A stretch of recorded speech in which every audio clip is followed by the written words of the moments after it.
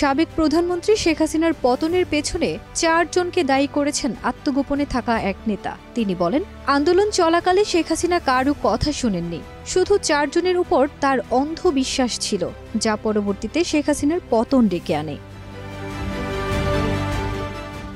ভারতীয় সংবাদ মাধ্যম দ্য ইন্ডিয়ান এক্সপ্রেসকে দেয়া এক সাক্ষাৎকারে এই তথ্য জানিয়েছেন আত্মগোপনে থাকা ওই নেতা। শেখ হাসিনার ছেলে সজীব ওয়াজেদ জয়, বেসরকারি শিল্প ও বিনিয়োগ বিষয়ক উপদেষ্টা সালমান এফ রহমান, আওয়ামী লীগের সাধারণ সম্পাদক উবাইদুল কাদের ও সাবেক স্বরাষ্ট্রমন্ত্রী আসাদুজ্জামান খান কামাল, এই ৪ জনকে গ্যাং অব 4 আখ্যা দিয়ে আত্মগোপনে থাকা ওই নেতা বলেন, ওই ব্যক্তিদের উপর শেখ হাসিনার ছিল অন্ধবিশ্বাস। তিনি আমাদের কথা শোনা বন্ধ করে দিয়েছিলেন, যা তাকে মাঠের বাস্তবতা থেকে বিচ্ছিন্ন করে দিয়েছে। ৪ জনের এই দল তার পতন ডেকে এনেছে।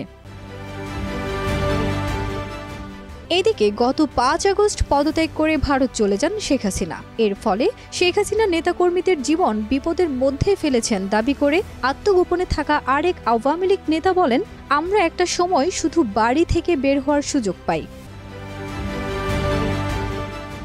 আত্মগোপনে থাকা আরেক নেতা ও মন্ত্রী বলেন, আমি ও আমার পরিবারের সদস্যরা ধরা পড়লে লোকজন আমাদের জীবন্ত পুড়িয়ে মারতেন। আওয়ামী লীগের অপর এক নেতার মতে, দুর্নীতি, চাঁদাবাজি, পুলিশ অত্যাচারের কারণে জনগণের মধ্যে ক্ষোভ ছিল, তা আমরা বুঝছিলাম। নেতারা আরও বলেন, শেখ হাসিনা অনেক বেশি একগুঁয়ে হয়ে ওঠেন, বিশেষ করে ২০২৪ সালের জানুয়ারি নির্বাচনে জয়লাভের পর কোনো পরামর্শ কানে নেন না।